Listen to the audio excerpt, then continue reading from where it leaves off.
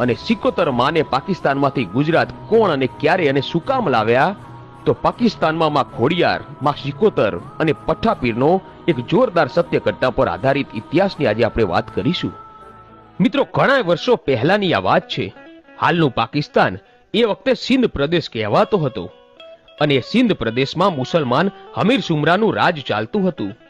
અને આ હમીર સુમરાએ એકવાર 16 વર્ષના ધણી એવા રા નવઘણની ધર્મની માનેલી બેન જાહલને એકવાર કેદ કરી.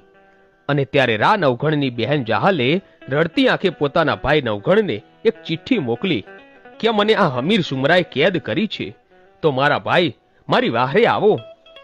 અને કહેવાય છે કે આ સિંધ મલકના રાજા હમીર સુમરાની આખા મહેલની રખેવાળી માતા સિકોતર અને પઠ્ઠાપીર કરતા હતા. અને તેથી હમીર સુમરો એટલો શક્તિશાળી બની ગયેલો કે કોઈ રાજા એને હરાવી નહોતું શકતું.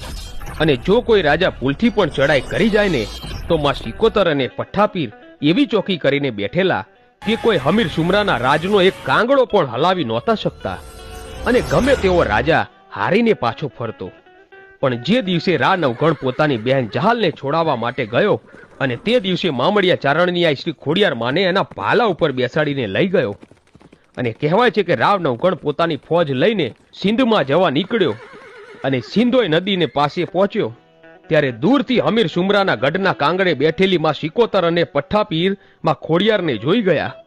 ત્યારે માં સિકોતર કહે છે કે હે પઠ્ઠાપીર, અત્યાર સુધી જેટલા રાજા મહારાજાઓ સિંધમાં ચડાઈ કરીને આવ્યા એમાંથી એકે રાજાને જીતવા નથી દીધા, પણ આજે જે જૂનાગઢનો ધણી એની બહેનને છોડાવવા માટે આવી રહ્યો છે એના ભાલે 9 લાખ લોબડિયાળીઓ સાક્ષાતમાં ભગવતી ખોડિયાર બેઠા છે.